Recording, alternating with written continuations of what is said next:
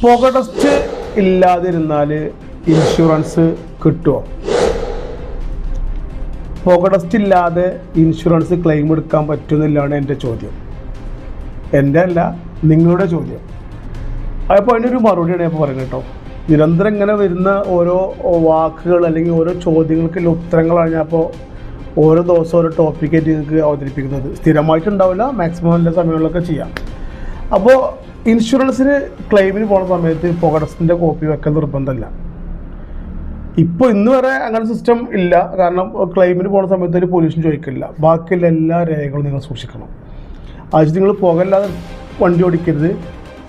Pollution ഇല്ലാതെ വണ്ടി റോഡിലിറങ്ങി കഴിഞ്ഞാൽ നമ്മൾ ഓഫീസേഴ്സ് ഫൈനിടും.